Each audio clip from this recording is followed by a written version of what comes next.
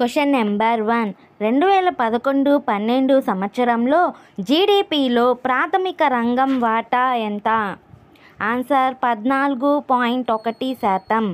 Question number 2. 2009-10 సంవత్సరంలో భారతదేశ స్థూల దేశీయోత్పత్తి వృద్ధి రేటు ఎంత? ఆన్సర్ 8.6%. Question number 3. 2011-12 సంవత్సరంలో భారత స్థూల దేశీయోత్పత్తి వృద్ధి రేటు ఎంత? ఆన్సర్ 6.2%. Question number 4. 2011-12 సంవత్సరంలో భారత వ్యవసాయం దాని అనుబంధ రంగాల వృద్ధి రేటు ఎంత? ఆన్సర్ 3.6%. Question number 5. 2011-12 సంవత్సరంలో భారత పారిశ్రామిక వృద్ధి రేటు ఎంత? ఆన్సర్ 3.1%. Question number 6.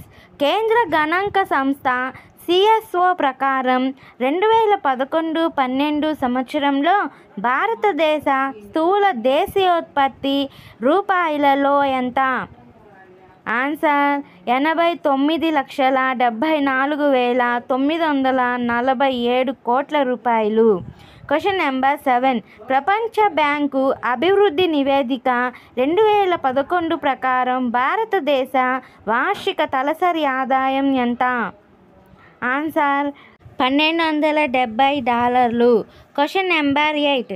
భారత ఆర్థిక వ్యవస్థ తొలిసారిగా ఏ తేదీన $1 ట్రిలియన్ ఆర్థిక వ్యవస్థగా అవతరించింది?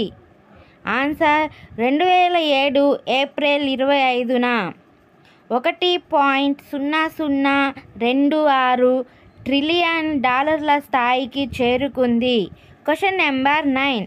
వినియోగదారులు మానవ వనరుల నుంచి లేదా భౌతిక వనరుల నుంచి పొందే వస్తు సేవల మొత్తంనే జాతీయ ఆదాయం అన్నదెవరు?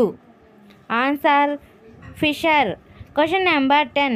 విదేశాల నుంచి వచ్చే ఆదాయంతో సహా ద్రవ్య రూపంలో లెక్కించటానికి వీలైన దేశంలోని ఆదాయాల మొత్తమే జాతీయ ఆదాయం అన్నదెవరు? ఆన్సర్ పీగు.